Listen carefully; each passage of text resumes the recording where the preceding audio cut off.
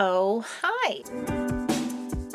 Boy, do I get into the weeds about some of this stuff. So if you don't want to listen to me complaining for most of the video, but do want to hang out, perhaps 10 a.m. Eastern time tomorrow, I'm going to do a live stream on Saturday, the 19th of February, 2022. It still feels insane to say. So if you want to hang out tomorrow morning, we can have a little brunch chat. We can discuss the topics I'm bringing up in the rest of this video, or we can talk about literally anything else. It's up to y'all. Okay, back to previous me before I got heated.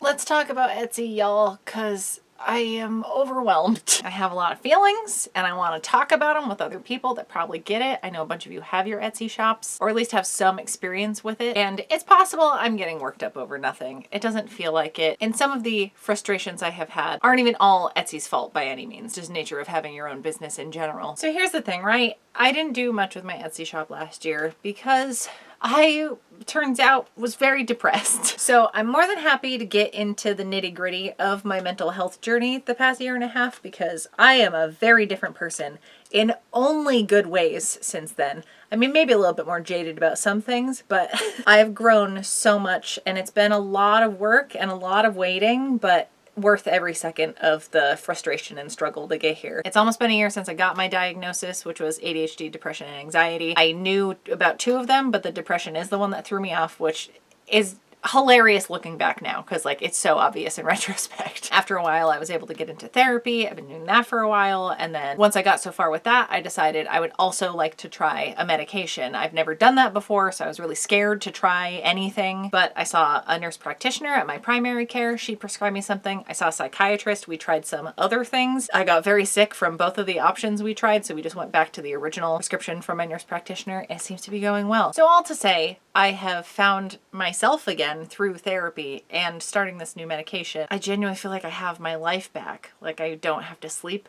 all the time, and I feel functional in the hours I'm awake, where I cannot express to you how tired I was for years. It was a struggle to stay awake all the time, every day. And that's with sleeping in late, going to bed early, and taking at least one, if not multiple naps throughout the day. I just like couldn't function. And this is why I laugh thinking about not realizing that was depression. Some of it's also ADHD stuff, and it's all tangled together in a nest in my head. So it's not like each diagnosis is in a vacuum. They're all integrated with each other and feeding off of each other. It's a real fun cocktail up in my brain. If you hear squeaking in the background, there's another dog I'm taking care of. He keeps getting a little spooked upstairs because of the wind, so I have him down here just so he can hear it a little less, because my studio's in the basement. Also, Bert could not care less that this other dog is down here. He's just chilling, just snoring away. They're both the goodest boys, and lucky me getting to hang out with multiple dogs this week. It's the best. So anyway, I'm telling you about the mental health stuff because I have had the capacity to start making stuff for my Etsy shop again, because it's so many extra hours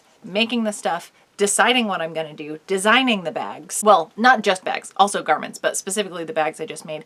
It took a lot of workshopping to get these made in a way that I'm actually happy with. So doing the prototyping phases of all of that, picking out fabric I like, pressing everything out, interfacing it all, constructing everything. Like, it's a lot of time that has to go into it. And I'll touch on this again later on. In addition to the actual making of the stuff to list on Etsy, the actual time you have to put into like making the listings, posting about stuff, keeping up on updating the tags as different holidays arrive, and then posting about it on like my Instagram. It's a lot of work, and I didn't have that in me almost all of last year. So I'm very excited to finally feel back in a place where I can make this stuff, because I've been excited about ideas. I just like didn't have it in me to make it. Okay, so that's obviously something I have been struggling with. It's not Etsy's fault I have depression. The other thing that I myself, as a person that sells stuff online, again, not specific to Etsy, is I have a very difficult time pricing things. And this is where the time that goes into something. Yes, of course, I want everyone to be able to pay themselves a living hourly wage.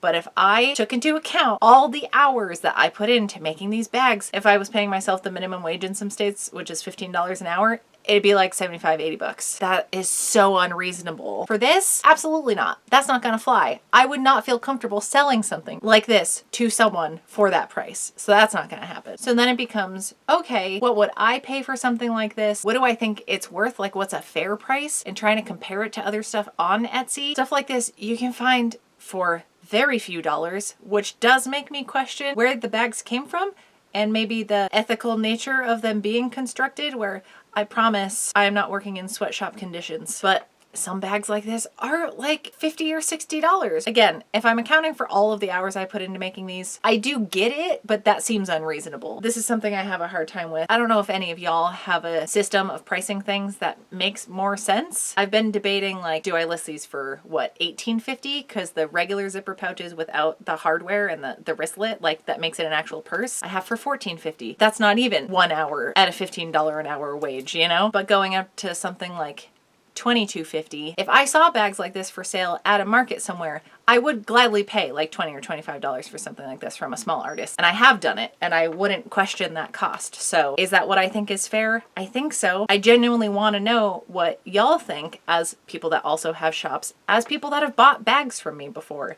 Is that too expensive? Would you be disappointed if I listed something at that price? I want to have this conversation with y'all because definitely get most of my support on my Etsy shop from you all, and I don't want to be taking advantage of anybody because y'all already give me so much that I almost feel guilty when one of y'all buys something from me. Though it means so much. It makes me very happy knowing that this bag is going into very good hands. Ooh, which is another thing that has changed since my last attempt at putting things up on Etsy. I am genuinely proud of the stuff I've made, where I felt pride in some of the stuff I made before, but I had this like panic anytime someone ordered from me from the time the sale came through until it was out the door and to the person. I was just stressed about it the whole time. It like weighed on me like this heavy burden, where now I'm just in a much better headspace where I'm so excited when someone buys a thing and so excited to wrap it up. Because I also got new packaging because it felt a little thrown together and not thematic in any way before. So it feels appropriate to have teal packaging because it just seems to be my color. The bigger bags are for garments and stuff. The smaller bubble mailers are for a variety of things, but including the bags and any of my jewelry stuff. I did also finally invest in little tiny jewelry boxes. They have the little wadding inside, and I carved a teeny tiny lino block stamp so I can put my logo on everything, and it makes me very happy. Plus, you know, there's tissue paper. If I remember, I add stickers in there, and I always write a note to whoever has bought something from my shop because it means a lot to me. And it's not like I'm getting such a high volume I can't keep up with that kind of thing. I'm also very proud of how the thing looks in transit now, which was never a thing I felt. So I'm just excited during the whole process now. I'm excited when someone buys it. I'm excited to ship it out, and I'm excited for them to have it instead of just like cowering in fear the whole time like I did something wrong. I was always expecting like something bad to happen. I think that was just my depressed brain lying to me. Okay, so a lot of these have been like self-inflicted problems, right? To get into the stuff with Etsy, I will start with the positive thing, which is going through a website like that, I don't have to do all the stuff on the back end. If there's sales tax on something, the state I live in does not charge sales tax, so that is something very foreign to me and not anything I've ever had to deal with. So when a sale comes through from another state, they pay sales tax, but I don't get any of it.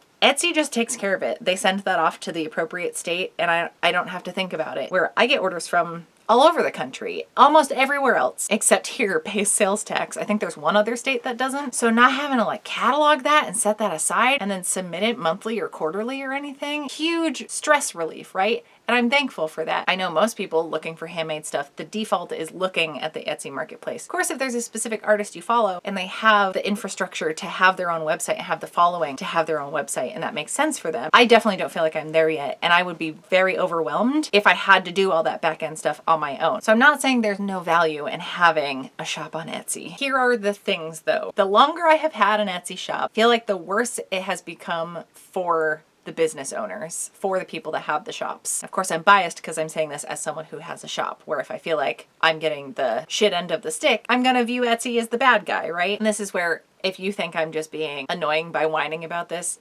absolutely tell me your feelings in the comments, because I'm curious what the like other viewpoint is if someone isn't irritated with this. So for a long time, all Etsy did if you offered free shipping on your items was put a little free shipping indicator on your listing for people to see, which of course is encouraging. I have thoughts about this though. But then Etsy put out a notification for everyone that people that offer free shipping on their listings get bumped up in the search results. So they're going to come up first before other people. My problem with the concept of free shipping, my shop has a purchases over $35 total get free shipping thing, because I can eat the cost to send out a big package, because that will typically mean like a couple of bags or a garment and an accessory, multiple pairs of earrings. So it's worth it to me to get a bunch of stuff out to someone. Why I don't have free shipping on each individual thing is because Etsy tells you as the shop owner to do is roll the cost of shipping into your listing price for the item, which when this first started was also when their shipping didn't have any fees on it that like Etsy took out of it, but they do take a percentage of your sale and there's a listing fee. So it felt like they wanted people to have a higher listing price amount so they could take a bigger percentage. Now they take a percentage off of both the shipping and the listing price. So it doesn't matter fee-wise where they're taking it out of, they're kind of getting it either way. Why I am uncomfortable putting free shipping on all my items and just rolling the cost of the shipping into each thing. That works if someone buys one thing. If someone buys multiple things, that shipping price has been included in each item. So say you want to buy a bag. There's another reason for this where the shipping used to be cheaper and now it's about $4 for me to send something like this out. If I did it the way Etsy is pushing people to do it, you would have this listed, call it 20 bucks 50 cents, and then the shipping is $3.50. So that's a $24 listing price. If someone buys 5 bags, they're spending like 120 bucks when 4 of each of those dollars of the sale are just for shipping. So that's like 20 of those dollars that the customer should not be charged for. And I hate that because they're spending more money that Etsy's just taking a bigger chunk of. It sucks. And I just feel gross doing that with my listings. And yes, that means that my listings get buried and are never featured, because another thing Etsy does is the star seller program. And I understand if you have really good ratings, pushing those up to the top, like customer reviews, the star system, all that stuff. Absolutely. I get that they want to push shops that have good reviews, have a good track record, have good response time on their messages. Although like people need to live a life. Like if I message someone on a Friday afternoon, I'm not expecting them to get back to me until sometime early the next week. Super hate the concept of like people having to always be available on standby to take care of customers at the drop of a hat. Like you need to be a person too, so you're not constantly worried about it. Like I came home early from a vacation once to ship out something because I had everything set as next day shipping. Now I have things at 1 to 3 days so that I have a little leeway. I often do send it out the next day just because I'm often out running errands or like driving to one of my jobs. So it's not super cumbersome for me to go take care of that. Also, a huge help is this incredible scale. I can't believe how much of a game changer this was, but Carrie of Invisible Goddess Creations, I linked to her last week, I think, and I will link to her again in the description because she's super smart and super generous with her resources. Obviously, with getting me a scale, that was huge, but also just her knowledge and experience with being a shop owner, making things incredibly helpful. But because I have a scale now where I can weigh my own packages and I have all of the packing supplies here, I can use a website like Pirate Ship, which she and other people were trying to get me to use for so long, and I was just stubbornly like, it feels like too much work. You probably have to pay a subscription fee. You don't. It's just cheaper and less work, and I can print it all out at home and not stand at the post office for 30 minutes like I did have to do yesterday. There was an issue with an international package. It was a whole thing. It is very easy for me to send stuff out next day, but I don't want that to always be the expectation. It makes all the shops that don't do that look bad. Like, it's frustrating. Obviously, if someone needs a rush, like I will try to accommodate if I can, but most people are okay with a 1 to 3 day, you know, within a week shipping time. I usually expect something to go out a week, maybe up to 10 days after I've ordered something, unless it's getting custom made. And then obviously that's a completely different story. But anything inside of 2 weeks, I am totally fine with and try to plan accordingly. And if I don't account for that in the time that I need the thing to arrive, that's on me and not on the person selling the thing. So other things that you need to have to get a star seller rating is messaging quickly, having all 5-star reviews. Sure, I can get behind those. The other thing is there's a certain number of sales you have to make every month and a certain amount you have to make every month. And this is what makes me really mad because I thought I had like all A's across the board. And then I went to look at my statistics to be like, I wonder what I didn't do that I didn't get the star seller little ribbon that they put on your page and on your listings and stuff. Which of course, when customers see that, they want to buy that stuff more because they're like, well, it's like on Airbnb when someone's like a super host versus just a host. Obviously, if someone is a regular host and has all good reviews, like I don't care if they're a super host or not. I'm going to read all of the reviews and experiences from people that have stayed there and see what that's about. But there is that extra appeal when someone's a super host is like, oh, they're extra credible. That's absolutely what happens with the star seller thing on Etsy. What sucks is I don't make a lot of sales, but I don't think that makes me a worse shop owner, and I don't earn a lot per month. So I don't hit either of those criteria. And there's absolutely people that sell a high number of things, but they're very inexpensive. So they maybe hit the number goal, but not the money goal. And vice versa, if there's someone that only makes 1 or 2 expensive custom items a month and they hit the money goal, but not the number goal, they still don't get the star seller rating. And I think it's a crap system. All I see when I look at that is them really trying to force sellers, if you want your listing to show up at all, basically, you have to jump through all these hoops and like really, really push yourself and just get on that grind, get that side hustle like way harder than you would. Like, I feel bad about my shop because I didn't get the star seller rating because I didn't make enough sales. I felt comfortable with the number of things I sold last month because I had also only just kind of revamped everything and like updated the shop and really made it look like I was operational and started posting on my Sewing Nerd Studios Instagram again and like trying to promote my stuff and get my shop out there. Like, I haven't done that in a long time, so I know it's going to take a while to maybe get traction again. But even at my peak selling rate, like,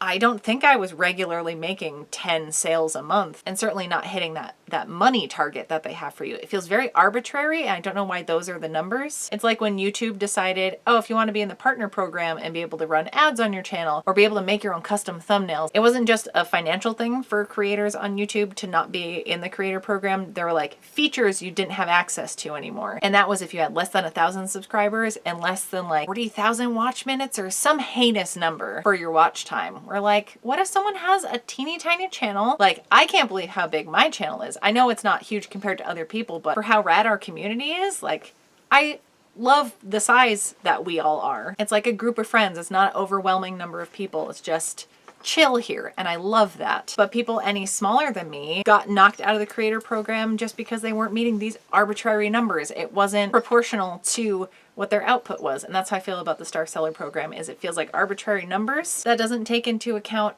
anything about those individual shops. It makes me really upset, obviously. It's something I didn't feel bad about before, and then now that I'm not getting this and seeing why, it makes me feel like shit, which is me and not them, but it's like one more thing to feel bad about and be frustrated with. Not to mention, yeah, all the fees that they're taking. It has definitely gone up. It costs more to have Etsy listings. Not the actual listing fee, it's always been the 20 cents to have an actual like item listed on there, but all the other stuff that they take out has definitely gone up. And if you make over a certain amount, they force you to put a certain percentage of what you make from them into offsite ads. So if someone does a Google search for like a mushroom bag and it comes up in a Google search and that leads someone to your shop, Etsy gets a percent, I think it's 15% each time someone clicks on that, and it stays for a month. If someone looks at that from a Google search and then 3 weeks later they go on Etsy and specifically look for that bag because they're like, oh yeah, I like that mushroom bag, let me look for that again. Even if they're looking from the Etsy homepage now, like searching for your specific shop, or maybe they saved your shop name somewhere,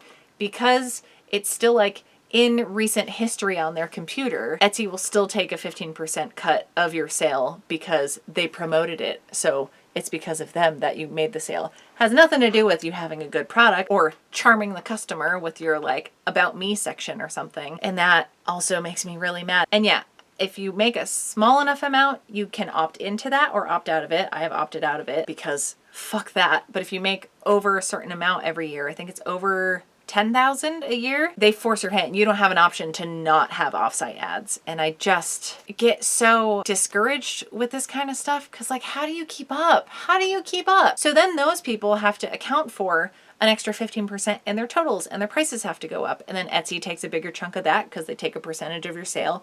And it's just this fucking money grab happening for themselves. And it's just like, how much can we get out of all of the shop owners? Where again, I know that they offer a customer base and the hosting and all of this stuff to the shop owners, but that's what those base fees are for. Like, isn't that what the 20 cents for the listing is? Isn't that what the cut of the shipping is? Isn't that what the cut of the actual listing item fee is? It just hurts my heart and my brain and makes me not want to do it. That certainly didn't help any of my issues that I was having with myself last year. This is why, if I'm just whinging and you're like, shut the fuck up, I would like to also talk about that with you, because if you have a different opinion about this, I want to know, and maybe it'll make me less mad. I would like my mind to be changed about this and see the good in it. But all it looks like to me is that Etsy's trying to get more money out of their shop owners. The other recent thing they did that's making me very mad, as far as the shipping stuff, like I mentioned, a bag like this used to have cheaper shipping because I could send it out as a large envelope package and it was like $1 to mail it, maybe $1.50. Now, if you make a sale over $10,